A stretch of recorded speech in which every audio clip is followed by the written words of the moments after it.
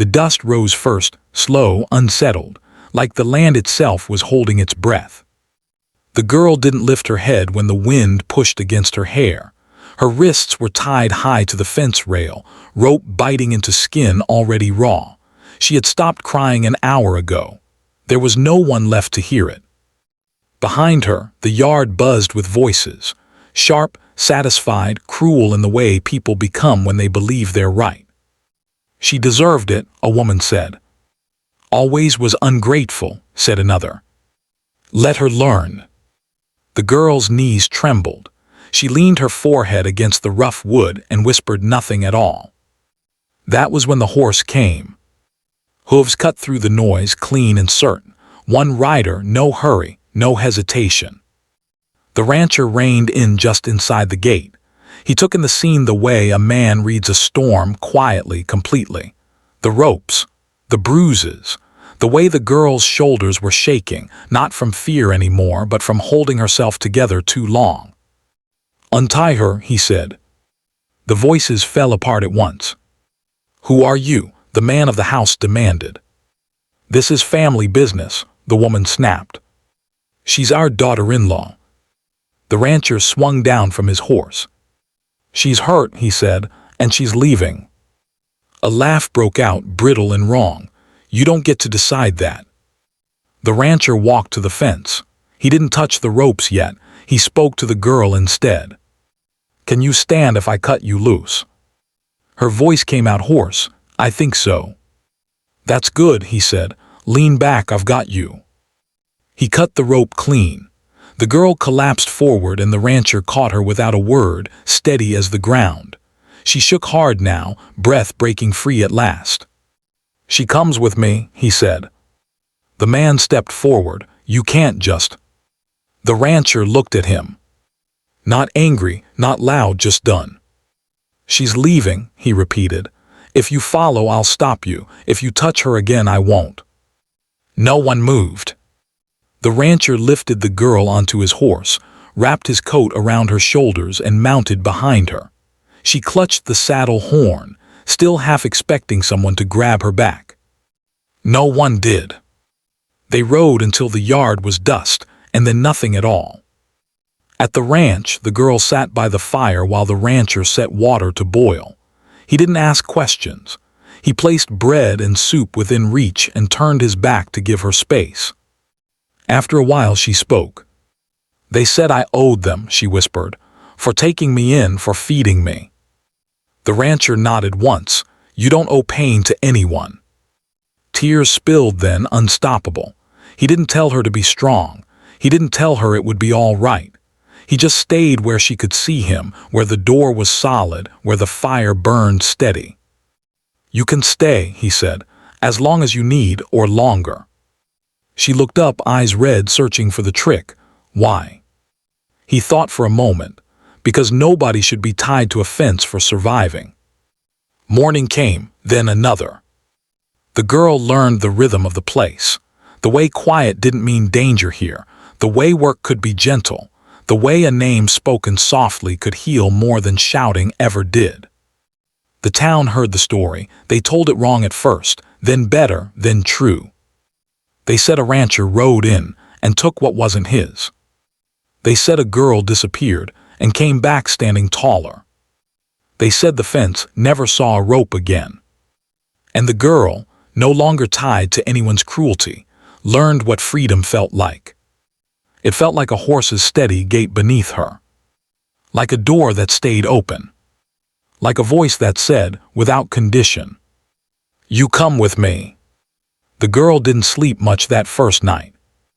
Every sound, the pop of the fire, the wind brushing the walls, made her flinch. She sat upright on the pallet near the hearth, knees drawn to her chest, waiting for footsteps that never came. Just before dawn, she realized something strange. No one was yelling her name. No one was calling her useless. No one was counting what she owed. The rancher was already awake when she finally stirred. He stood outside splitting wood, movement slow and steady, like he had all the time in the world. When he saw her in the doorway, he stopped, not startled, not annoyed. "Mornin'," he said. "Coffee's almost ready." She nodded, unsure what the right response was when kindness didn't demand anything back. Days passed carefully at first. He showed her where water was drawn, where tools were kept, where she could help if she wanted, or rest if she didn't. He never stood too close, never raised his voice. When she froze in place sometimes, caught between memory and fear, he waited without comment until she could move again. Her name was Clara. She hadn't said it aloud in a long time. At the fence line one afternoon, she stopped walking abruptly. Her breath hitched, her hands curled into fists. The rancher noticed immediately. "You don't have to go any farther," he said. She swallowed. "I thought fences meant punishment." He looked at the posts, the wire, the open land beyond. "Here," he said gently, "they mean boundaries, not cages." Something loosened in her chest then, quiet but deep. Trouble came anyway. It always does. A week later, the in-laws rode up angry and loud, demanding their property back. They shouted accusations, lies, threats. Clara stood on the porch, trembling. The rancher stepped in front of her without touching her. "She's not yours," he said calmly. "She never was." "She ran," the woman shrieked. "We'll take her back." Clara opened her mouth, then closed it, fear winning for a moment. The rancher spoke instead. "She stays," he said. "If you want to argue, do it with me. If you want to leave alive, you'll do it now." The silence afterward was heavy. They left. The town saw. Word spread, not as gossip this time, but as warning. Clara cried that night, not from fear, but from the weight of being defended without being asked. "I don't know how to repay you," she said. "You don't," the rancher replied. "You live." Spring found her planting seeds in the garden. Summer found her laughing without covering her mouth. By fall, she stood straight, eyes clear, voice sure. One evening, as the sun bled gold across the fields, she sat beside the rancher on the porch. "I used to think freedom meant running," she said. "And now," he asked. "Now I think it means staying where you're not afraid." He nodded. The fence stood where it always had, but no rope ever touched it again. And Clara, once tied, once silenced, became something else entirely. A woman who chose where she stood. Autumn settled gently over the ranch, laying gold across the fields and teaching Clara a new kind of patience. She began to take responsibility without being asked. She rose early, fed the chickens, learned which horses liked their bridles loose and which needed a firmer hand. The work didn't exhaust her the way fear once had. It steadied her. The rancher noticed how she no longer startled when footsteps approached, how she met people's eyes now, how her voice, once barely more than a whisper, carried across the yard when she called the dogs in at dusk. One afternoon, a neighbor's wagon broke down near the creek. Without thinking, Clara grabbed tools and went with the rancher to help. When the neighbor thanked him, Clara corrected him calmly. "I fixed the axle," she said. "He held the light." The rancher smiled but said nothing. That night Clara sat alone on the porch, watching stars appear one by one. The rancher joined her, setting 2 cups of coffee down between them. "You could leave," he said, "not for the first time. You've got strength now, skills, options." She didn't answer right away. "I know," she said finally, "but I don't want to run just to prove I can." He nodded, understanding exactly what she meant. Winter tested them. A sickness passed through the valley, roads closed, supplies thinned. Clara worked beside the rancher without complaint, tending neighbors, cooking through the night, holding hands when fear crept in. People began to look at her differently. Not as the girl who had been tied to a fence, but as the woman who stayed when things got hard. One evening, a child from town asked her quietly, "Are you scared anymore?" Clara thought about it. "Yes," she said honestly, "but it doesn't own me." Spring returned again, stubborn and bright. Clara stood at the same fence where she had once been bound. She ran her fingers along the wood, not flinching now. The rancher watched from a distance. "I don't hate it," she said when he came closer.